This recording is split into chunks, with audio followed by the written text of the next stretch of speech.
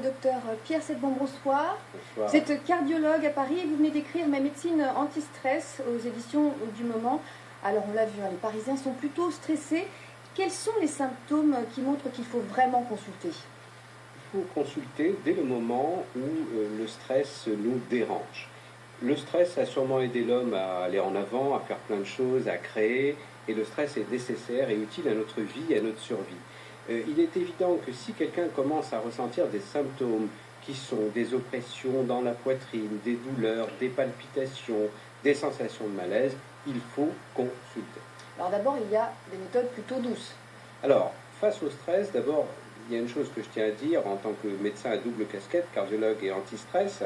Il faut lutter contre le stress, il faut faire la guerre au stress, tout simplement pour deux raisons. Un, pour être bien au quotidien, bien sûr, et puis la deuxième chose, pour ne pas avoir une maladie cardiovasculaire.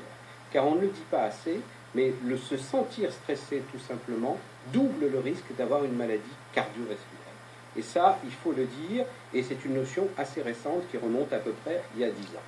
Maintenant, pour gérer le stress, on peut essayer bien sûr de le faire seul.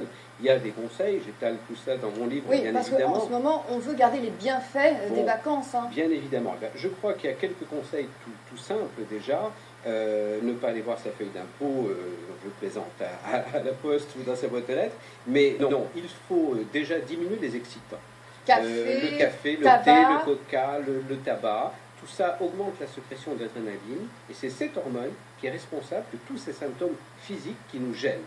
Alors si ça ne fonctionne pas, si ça ne fonctionne pas, de toute façon, il ne faut pas faire que ça. Il faut parallèlement essayer de faire un peu de sport, tranquillement. Il ne s'agit pas de faire de la compétition. Le sport calme le cœur, calme le stress, diminue l'adrénaline. On peut aussi essayer des techniques de relaxation. Alors seul, c'est parfois pas évident. Il y a de la cohérence cardiaque, il y a de la méditation. Tout est ouvert. Puis dans le dernier recours, les médicaments. Mais ça, c'est vraiment en dernier recours. Voilà, les médicaments, on en parlait dans le reportage, le magnésium, mais faut-il employer le bon magnésium, ce qui n'est pas toujours le cas, et peut être très utile pour calmer les symptômes. Et dans d'autres cas, on peut essayer certains médicaments qu'on appelle les bêta-bloqueurs, qui sont des médicaments du cœur qui diminuent l'adrénaline.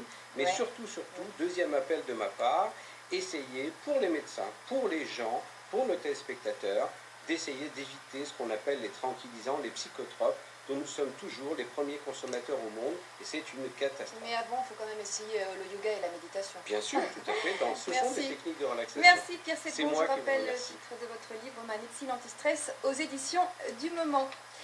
Il est 19h10 à suivre dans ce journal un défilé de voitures militaires pour rendre hommage